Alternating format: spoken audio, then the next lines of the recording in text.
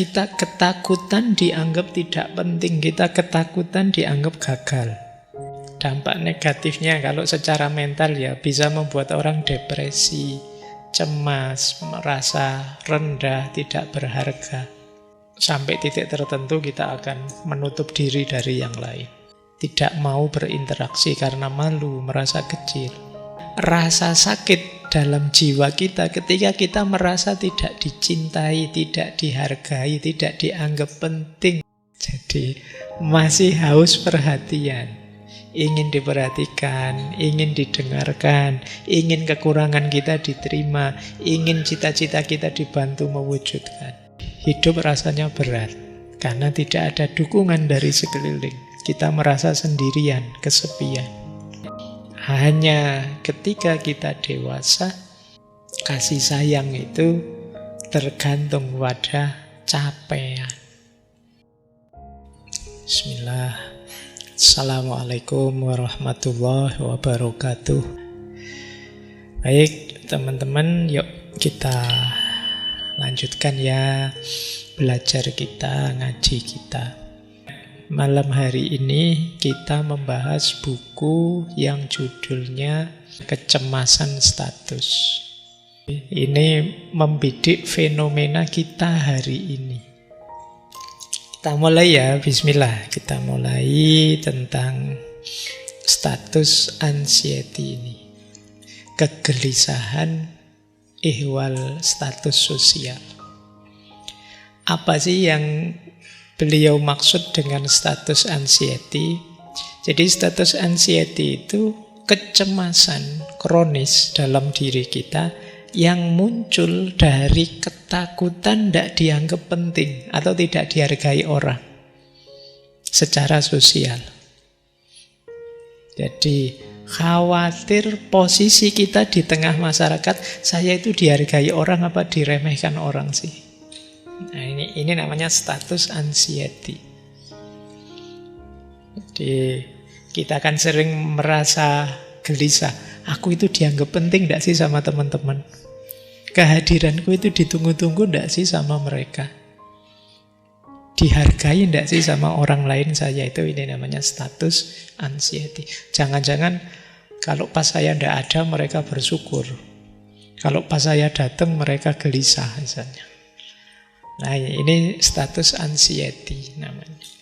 Jadi pandangan sosial terhadap kita yang kita merasa sering diremehkan. Kita merasa saya itu mungkin diremehkan, direndahkan. Orang tidak perhatian sama saya.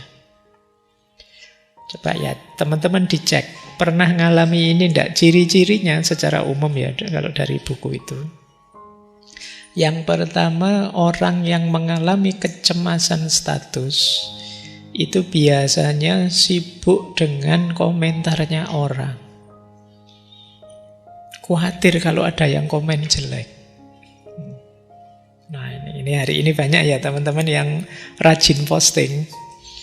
Kemudian setiap setengah jam sekali ditengok. Ini berapa yang jempoli, berapa yang ini hati-hati kena gejala ini. Begitu ada yang ngeritik satu, kita galonya luar biasa. Jangan-jangan kita kena status anxiety ini. Jadi terobsesi dengan apa kata orang. Jadi kita tidak yakin bahwa yang kita sampaikan, kita lakukan itu pasti baik. Kita nunggu komentarnya orang dulu. Ini kemungkinan kita kena kecemasan status. Yang kedua, malu dengan diri kita, pekerjaan kita, gaya hidup kita. Nah, ini kemungkinan status anxiety. Siapalah saya Pak? Saya tidak ada nilainya Pak. Ini kecemasan status. Yang ketiga, minder di hadapan orang sukses. Kalau diundang reuni, terus reuninya judulnya juga silahkan para alumni yang sukses, mari kita berkumpul. Kamu terus minder, saya tidak sukses ya Pak. Gitu. Ini undangannya kok alumni sukses ya, saya belum merasa sukses ya. Jadi kita minder di hadapan orang-orang yang sukses. Itu kemungkinan jenis status anxiety tadi. Terus selalu merasa belum cukup. Jadi ingin membuktikan diri terus-menerus bahwa saya itu berharga. Kita ketakutan dianggap tidak penting, kita ketakutan dianggap gagal. Kalau ada kegagalan atau hidup yang tidak pas sedikit, kita itu terus ingin menyembunyikannya. Tidak berani ngomong apa adanya. Jadi pokoknya tentang dirinya itu dia selalu sembunyikan rapat-rapat. Kemungkinan mengalami status anxiety ini. Kecemasan status. Ya, ini mungkin banyak di antara kita yang tidak sadar ada di sini. Dan dampak negatifnya ternyata besar. Dampak negatifnya kalau secara mental ya bisa membuat orang depresi, cemas, merasa rendah, tidak berharga. Sampai titik tertentu kita akan menutup diri dari yang lain. Tidak mau berinteraksi karena malu, merasa kecil. Kemudian secara sosial mungkin muncul iri, muncul dengki, muncul kompetisi-kompetisi tidak sehat, muncul rasa kesepian. Kemudian ini seperti minggu lalu ya, mengejar kekayaan demi gengsi. Jadi tidak demi makna, apa-apa demi gengsi, bukan demi fungsi. Nah, padahal untuk makan saja pontang-panting, tapi ya untuk beli HP harus yang merek terbaru, yang paling tinggi. Kenapa? Gengsi, Pak. Saya mending puasa 1 bulan, Pak, daripada HP saya yang level bawah. Itu pasti karena gengsi, bukan fungsi. Nah, ini kemungkinan ada status anxiety. Kita takut dianggap rendah. Kita takut dianggap, alah kamu level. Nah, ini dampak negatifnya. Kemudian secara spiritual juga membuat hidup kita jadi tidak otentik. Padahal kita tidak mau begitu hakikatnya, tapi kok dipameri terus begitu, terus kita pingin juga akhirnya. Hidup kita penuh pencitraan, tidak asli. Nah, mulai ya, nanti kita lihat akarnya, kemudian solusinya gimana. Tapi mungkin banyak di antara kita yang ada di sini. Oke, baik, kita lanjutkan. Nah, menurut Lang de Botton tadi, situasi seperti tadi, faktor paling besar adalah kondisi sosial, kondisi masyarakat. Kata beliau, keinginan untuk mendapatkan status tinggi tidak pernah lebih kuat daripada dalam situasi di mana hidup biasa gagal memenuhi kebutuhan rata-rata untuk mendapatkan martabat dan kenyamanan. Jadi di masyarakat kadang-kadang ada situasi kalau kita biasa-biasa saja dicueki, tidak dilihat. Tapi kalau kita kaya, mobilnya gonta-ganti tiap hari, gayanya mewah, itu terus dimuliakan di tengah masyarakat, dianggap orang penting. Kalau kemana-mana disuruh di depan duduknya. Nah, diposisikan secara terhormat. Nah, akhirnya apa? Yang lain pingin juga begitu. Jadi yang lain, ya saya enak ya kalau terhormat gitu, datang telat saja suruh duduk paling depan. Yang sudah duduk di depan harus dipaksa mundur karena siapa kamu kok duduk di situ, ayo mundur gitu kan.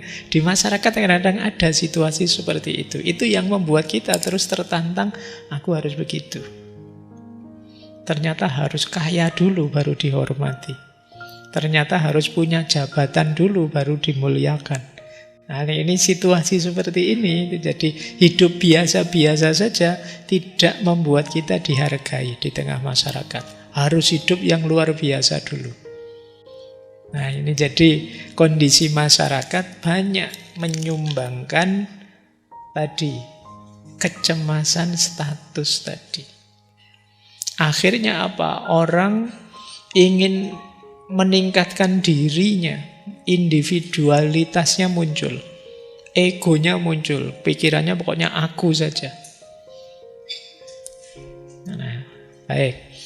Ada kalimat menarik dari bukunya The Bottom.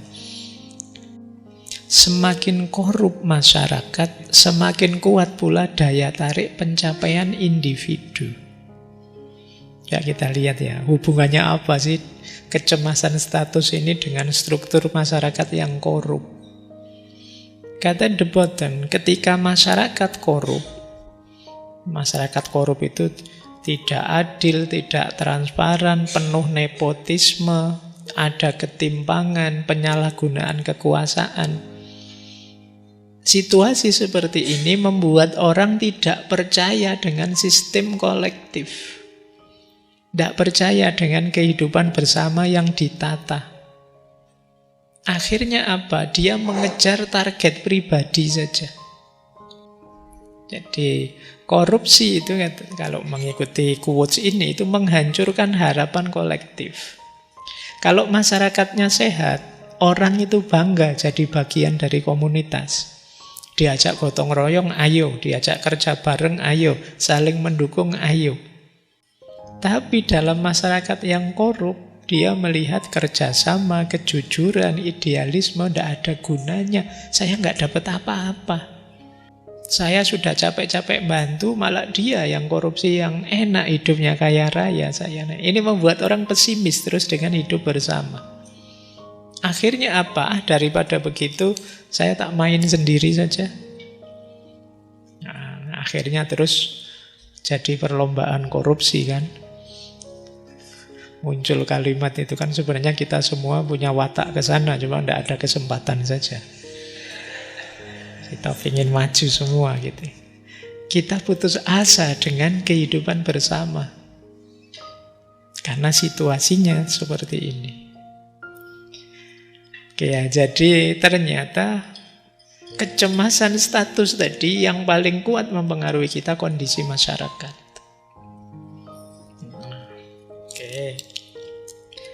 Baik, kita sekarang lihat sumber-sumbernya.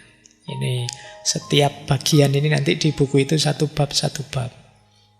Cuma ya kita rangkum saja ya. Apa sih yang membuat orang kecemasan status tadi? Yang pertama, lovelessness. Kurang kasih sayang. Jadi kurang cinta.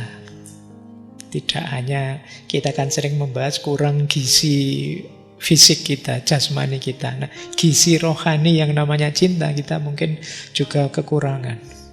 Istilahnya debatan lovelessness. Jadi rasa sakit dalam jiwa kita ketika kita merasa tidak dicintai, tidak dihargai, tidak dianggap penting oleh masyarakat. Jadi kadang-kadang ada orang begitu semangatnya, begitu serakahnya mengumpulkan harta.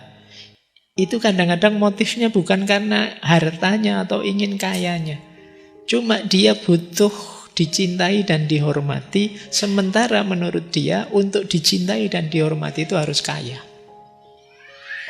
Di titik itulah dia terus jadi serakah.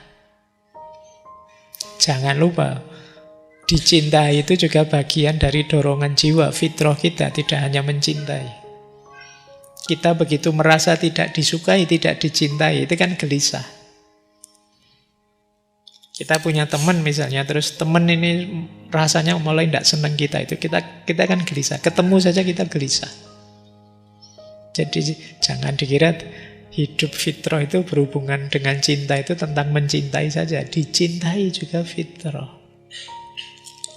Nah, orang yang merasa tidak dicintai, pantas dia sangat cemas. Nah, makanya tidak serta-merta kalau dengan logikanya debatan itu, kok ada orang ingin dihormati, sombong banget ya. Tidak, memang ingin dicintai, dihormati itu fitrah. Karena disitulah dia merasa diakui kehadirannya. Kan ada orang seperti saya bilang tadi loh, kehadirannya sama sekali tidak diharapkan. Atau kalau datang, tidak dipedulikan. Wujuduhu ka'adamihi kalau dalam bahasa Arab. Ada tapi nggak dihitung. Nah, ini kan menyakitkan. Begitu kita datang terus teman-temannya, dia datang, bubar yuk, pulang yuk. Itu nyelekit itu, kamu kurang ajar. Jadi begitu ada dia, kita mending bubar saja. Itu kita sama sekali tidak dihitung. Sudah ngobrol berlima terus beli makan yuk. Begitu beli makan kok cuma 4, kamu tidak usah lah, kamu kan itu menyakitkan. Tidak dihitung, tidak diperhatikan, tidak dipedulikan, itu menyakitkan. Lovelessness, kekurangan cinta.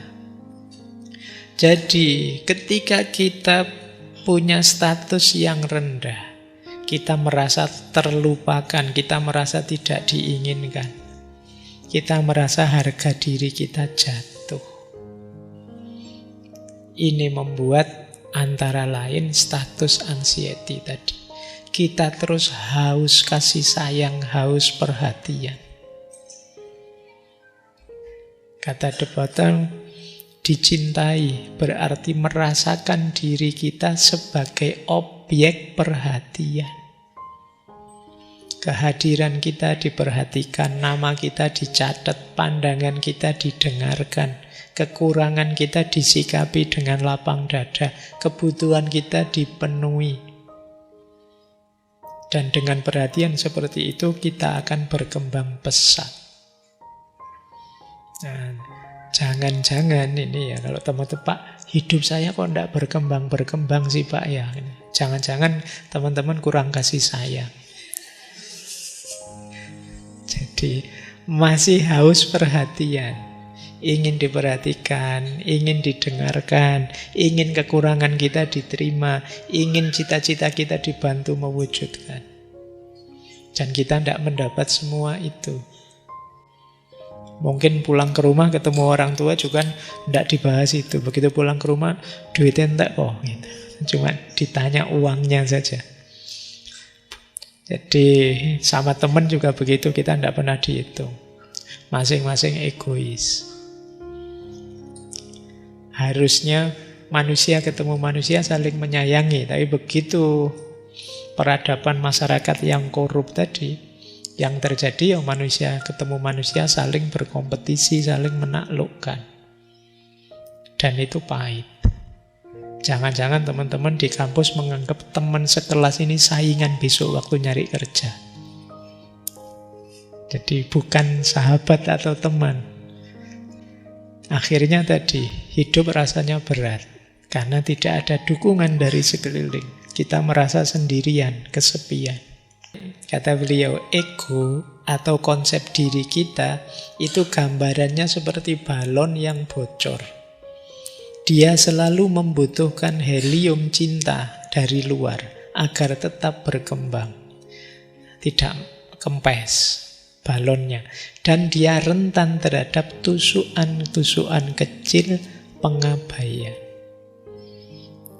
Jadi ego kita itu seperti balon, dia perlu dipompa terus, ditegaskan terus bahwa banyak orang perhatian ke kita kok, masih banyak yang menyayangi kita kok, teman-teman juga menghargai kita, kita perlu itu terus. Begitu diabaikan, itu kita rasanya langsung meletus. Begitu ada teman bilang, alah kamu itu apa? Ya itu kita drop itu kan. Mungkin 90% teman kita sayang, tapi ada satu saja yang bilang gitu, kamu itu apa? Tidak ada artinya. Itu kan, kita kan mesti langsung mengkeret sudah. Kita langsung drop sudah. Yang 90% tidak kita hitung. Yang kita hitung satu tadi. Itu yang dia sebut tusukan pengabaian. Mending kamu tidak usah datang aja, bikin ruwet aja. Ya sudahlah. Oh itu sakit, itu sudah digitukan. Ini yang disebut lovelessness. Jadi kurang kasih sayang. Kata De Botton, itulah nestapanya orang dewasa. Hanya saat kita dewasa, kasih sayang itu mulai banyak syaratnya. Kalau dulu waktu kecil, semua orang senang dengan kita tanpa syarat. Ya kan, teman-teman waktu balita siapa saja nyowel, siapa saja seneng gendong-gendong kita itu. Tidak ada syarat apa-apa dan kita tidak perlu membuktikan apa-apa. Jadi anak kecil itu kan tidak perlu acting apa atau melakukan apa biar disayangi oleh orang-orang tua. Dia ngapain saja disayangi oleh orang-orang tua. Tapi begitu kita dewasa, kasih sayang itu bersyarat sudah. Kita baru dipuji kalau mencapai ini, mencapai itu. Kita baru disayangi kalau sukses ini, sukses itu. Prestasi ini, prestasi itu. Ya kan? Apalagi hari ini kita tambah merasa kecil kan, tiap hari di medsos itu isinya orang narsis. Alhamdulillah dapat beasiswa luar negeri itu. Kamu tambah mengkeret, aduh. Saya daftar kampus swasta saja gak lolos itu dapat. Kamu dapat teman kok bisa nyampe ke luar negeri. Itu kan kamu merasa sudah tidak berharga sama sekali sudah. Kamu merasa kecil itu kayak balon tadi yang ketusuk itu. Dan memang masyarakat kita terus cenderung begitu. Kita baru dipuji kalau sudah berprestasi. Kita baru dihargai kalau mencapai sesuatu. Beda dengan waktu kita masih kecil. Waktu kita kecil kita diterima apa adanya. Sekarang tidak.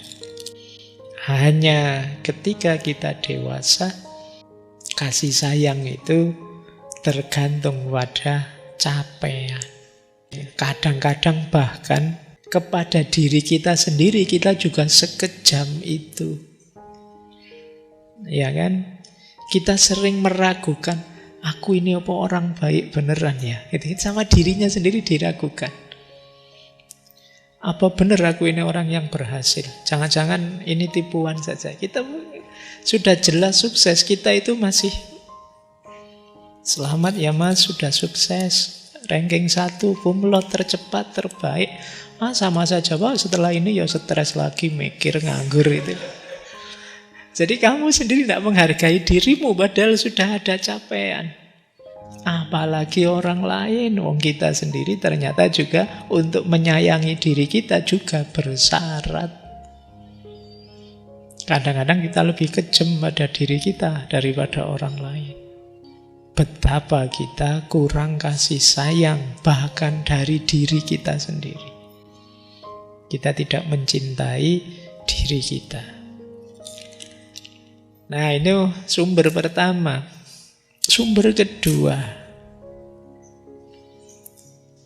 Sumbernya kecemasan status adalah expectation. Harapan-harapan yang tinggi. Jadi, status anxiety muncul karena ekspektasi hari ini yang sangat tinggi. Kita tiap hari diajari bahwa sukses pasti kita raih asal berusaha keras. Akhirnya kita target ini, target itu. Kadang-kadang secara tidak realistis. Kita lupa bahwa hidup ini tidak hanya tentang kesuksesan. Kadang-kadang juga gagal. Hidup ini tidak hanya tentang naik, sering juga turun. Tapi peradaban hari ini itu tidak mau tahu itu. Pokoknya hidup itu harus sukses, pasti bisa. Dan macam-macam. Ini yang membuat kita sering ketipu. Ini yang mungkin teman-teman akhirnya mudah ketipu. Kalau ada promosi ini, promosi itu. Sampai MLM ini, MLM itu. Itu kan menawarkan harapan-harapan. Expectation. Seolah-olah orang gagal itu bukan karena kondisi manusiawi alami kegagalan itu, tapi karena kita kurang sungguh-sungguh. Selalu yang disalahkan orangnya. Jadi akhirnya apa? Ya seperti dulu waktu kita di Yang Chulhan itu, yang burnout society, kita kelelahan. Kita mulai cemas. Saya kok tidak sukses-sukses ya Pak? Saya kok gagal terus ya Pak? Saya sudah berusaha kok tidak nyampe-nyampe.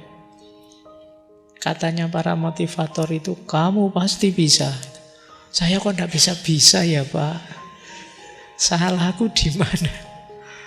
Tiap hari teman-teman bilang usaha tidak mengkhianati hasil. Saya sudah berusaha, Pak, hasilnya kok pengkhianatan terus.